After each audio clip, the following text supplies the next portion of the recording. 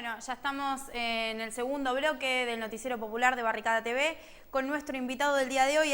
Él es Sergio Nikanov, historiador, docente de la UBA, militante popular. Bueno, Sergio, gracias por acompañarnos hoy. No, muchas gracias por la invitación. La idea un poco es charlar con vos respecto a, bueno, tomando el caso por ahí como ejemplos paradigmáticos de los casos de los asesinatos de militantes y sectores de clase baja en los barrios. Bueno, uno de los casos más conocidos y que ahora está en juicio es el de Rosario, de los compañeros en Rosario, otro caso en Córdoba, varios, bueno, no nos podemos olvidar el caso de Luciano Arruga y todos los casos de gatillo fácil en la provincia de Buenos Aires, varios ejemplos. ¿Cómo ves, digamos, desde tu experiencia y tu acompañamiento, digamos, durante el movimiento piquetero en los 90, cómo ves que se fue tomando este tema desde ese momento a hoy, respecto de esto de que tanto se viene hablando respecto a la seguridad, la inseguridad, y si ha cambiado la forma de tratamiento de las organizaciones respecto a este tema? Yo creo que el caso de los pibes de Jere, Mono y Patón, ¿sí? O Jeremías Trasante, Carlos Suárez y Adrián Rodríguez, Jere, Mono y Patón por los apodos con los que se los conocía en las barriadas populares y en el Frente Popular Darío Santillán, donde militaban, es un caso que permite ver y conectar múltiples cuestiones alrededor del llamado tema de la inseguridad, ¿sí? En primer lugar, el tema del narcotráfico y cómo el narcotráfico ha crecido en determinados lugares fuertemente, y ahí vos tenés en el caso de Rosario un costado muy claro que es la relación del narcotráfico con el tema del modelo económico. Vos tenés que una Rosario obrera, ferroviaria, portuaria, desde la dictadura en adelante se transformó radicalmente en una ciudad que es fruto del extractivismo, fundamentalmente de la soja, es fruto de un crecimiento desmesurado de la especulación inmobiliaria y se han generado sectores altos y medios cuyo paradigma son las torres que miran hacia el río, y es una contraposición total y absoluta con las barriadas populares del Gran Rosario y las condiciones de vida cotidiana de esos barrios. Entonces, primer proceso celular, digamos, hay un proceso de fragmentación, de aumento de la pobreza, que tiene muchísimo que ver con el modelo económico. Es ahí donde arraiga fuertemente el narcotráfico. ¿Y de qué manera arraiga el narcotráfico? Y este caso es paradigmático. En primer lugar, alrededor de las estructuras policiales, o la narcopolicía, digamos. Es muy claro que el narcotráfico en la Argentina, sin la policía, no tiene posibilidad de desarrollarse como negocio. Sea porque lo haga directamente la policía y tenga testaferro en los barrios, o por la modalidad más extendida, que es que cobre una comisión y protección a la lógica del narcotráfico, que parecería ser la modalidad más fuerte en el caso de Santa Fe y de Rosario. Vos tenés ahí muy claramente entonces la expansión del fenómeno policial. Alrededor del caso de los pibes, de los 3 pibes asesinados por este grupo de narcos, de Jere, Mono y Patón, tenés la complicidad de un comisario inspector, Carrillo, el encargado de la zona, de un cabo de guardia del hospital que oculta que ingresa alguien baleado, que es Maximiliano Rodríguez, que es donde se desencadenan los hechos o los acontecimientos. Es decir, tener una red de complicidades muy concreta, pero además vos tenés un alto jefe de la policía de Santa Fe que fue separado por su relación con el narcotráfico, como es de público conocimiento. ¿Cómo opera la policía? Vos mencionabas el caso de Luciano Arruga. 1, salís a robar para mí, tenés protección, no salís a robar para mí, te ejecuto, te persigo, te torturo, etc. No, el caso Luciano Arruga no es solo el caso de Luciano, sino que se reproduce ahí. Y esto se relaciona directamente con el tema de las bandas de narco. Las bandas de narco, además de estar asociadas a esa trama policial, a esa trama estatal, están asociadas a otro fenómeno, las barras bravas. Todos los ejecutantes del asesinato y la masacre de los pibes eran conocidos barra brava de Newell's Old Boys. Entonces, vos ya tenés ahí 3 elementos que estamos ligando. El modelo económico, que genera una polaridad social brutal y sectores altamente excluidos, la policía actuando como una parte del aparato estatal imbricada profundamente en ese negocio, y lógicas de bandas, mafias, grupos paraestatales como las barras bravas, en este caso la de Newell's Old Boys, pero puede ser perfectamente la de Rosario, digamos. Vos ahí tenés los nexos muy claros, muy fuertes. Ese fenómeno, vos mencionabas ahí Córdoba, no solo se está generando en Rosario, sino que en Córdoba ha avanzado fuertemente. De la Sota se vio obligado desde ya, porque siempre bancó a esas cúpulas policiales, a sacar a la cúpula policial anterior, pero el actual jefe de policía, Suárez, acaba de iniciársele un proceso por el tema de una amenaza a un periodista que estaba investigando un caso de gatillo fácil. La policía de Córdoba, asociada al narcotráfico y con un enorme poder a partir de diciembre del año pasado, con el acuartelamiento, ¿no? En este país donde todo pasa a veces tan rápido, el acuartelamiento de diciembre de 2013 mostró claramente la asociación entre la policía cordobesa y las bandas de determinados barrios populares que actuaron en determinados saqueos. Ahora, respecto a eso, sí, me parece interesante, siempre se destaca la representación que hay de los medios respecto a este tema, la corrupción policial. Si hay algo que destacar, digamos, de alguna pata del Estado, es la corrupción policial. Y me parece interesante como entrar por otro lado. Justamente se presenta al narcotráfico como un actor nuevo, pareciera un actor nuevo en la Argentina, que parece que tiene intereses de clase distintos a los sectores dominantes. ¿Esto es así realmente? No, decididamente no.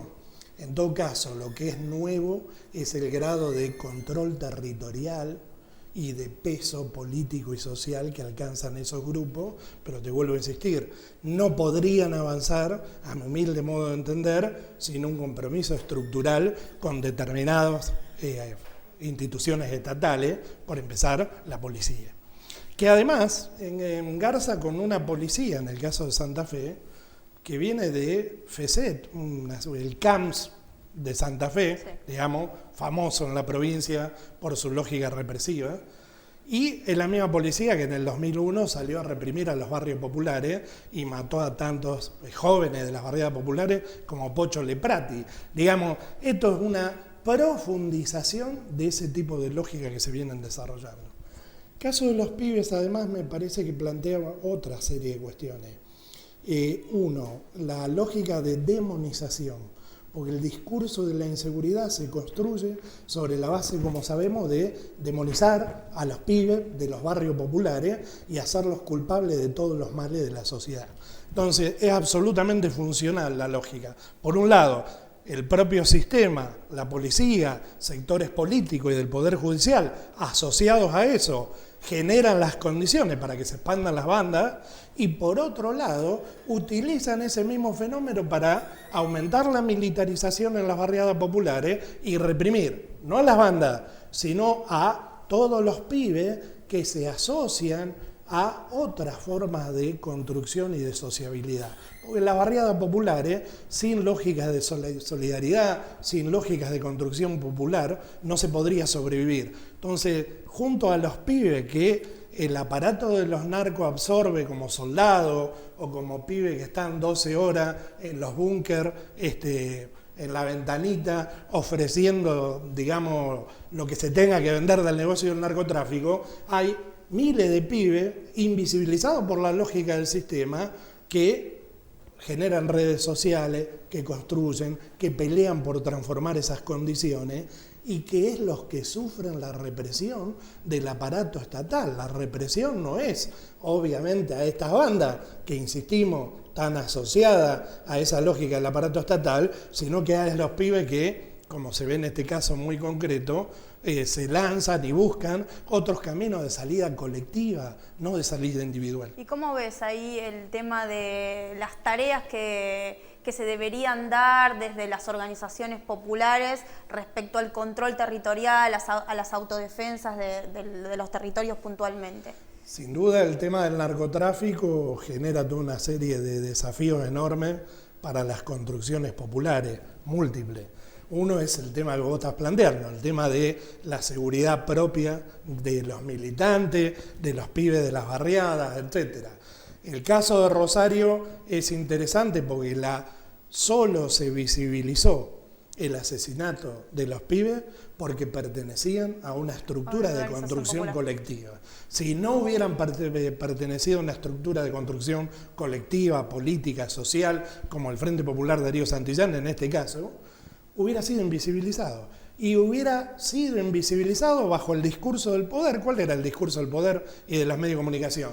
Es una lucha entre bandas narco y se trata de muertes de una banda contra otra banda, y así se los quiso presentar. La presencia de construcciones reales impidió eso.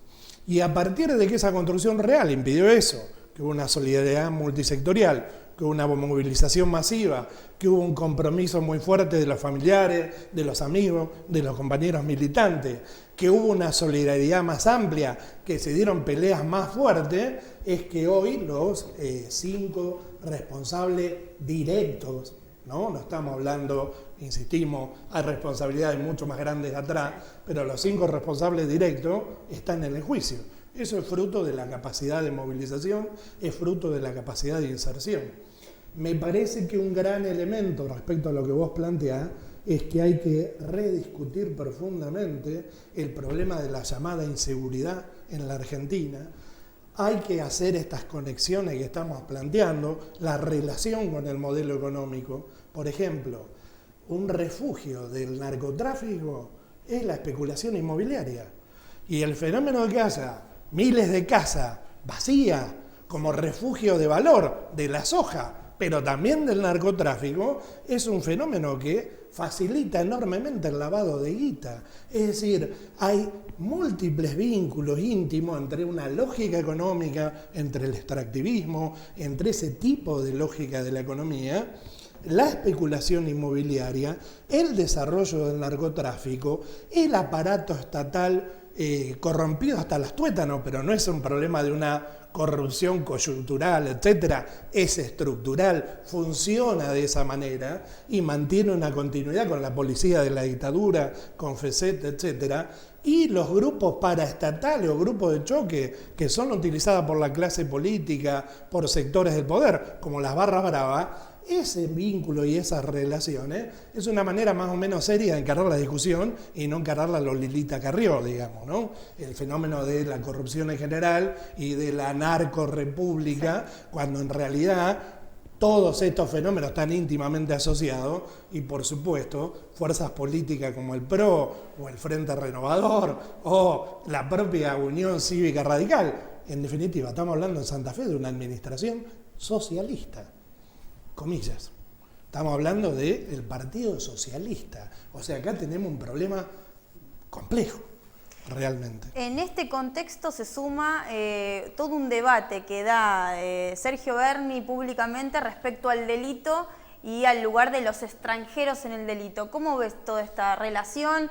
La aparición pública, pasó Berni de ser un personaje que prácticamente se tiraba de los helicópteros a los Robin Hood y de repente aparece de traje, vestido, hablando justamente de este tema en un contexto electoral también, pero representando el delito en los extranjeros puntualmente. Sí, bueno, Berni en particular yo lo veo más como un Aldo Rico del kirchnerismo, digamos, ¿no? Función que es, por cierto, muy triste. Evidentemente, el tema de los extranjeros es la lógica de reeditar la ley de residencia. Todos sabemos, y ustedes lo deben haber charlado en más de una oportunidad, que darle a la policía el poder de atrapar infraganti a los supuestos autores de delitos extranjeros implica un manejo de coima, un manejo de poder enorme para estructuras que estamos describiendo, la relación que tienen con determinados procesos que son terribles para la sociedad. Así que es todo lo contrario, es reforzar, aumentar y profundizar esos procesos. Eso por un lado. Por el otro, es favorecer la lógica del discurso de horizontalizar por abajo los conflictos, y este es otro elemento muy fuerte, la lógica de que el enemigo es el que está un poco peor que vos. ¿no? Y hacer esa lógica absolutamente verticalizada y hacia abajo como un mecanismo de autocontrol social. Entonces, depositar en los extranjeros el problema del delito, que obviamente no tiene absolutamente nada que ver, ni siquiera en términos estadísticos, serio o demostrable, implica una lógica de control social, que es la de fragmentar terriblemente un sector de la sociedad fuertemente subido a esto, y digo un sector porque la realidad siempre es muy compleja, fuertemente subido a esto hace que Berlín suba en las encuestas y que aparezca el kirchnerista de mano dura a contracara del supuesto discurso de que no se reprime el conflicto social, etc.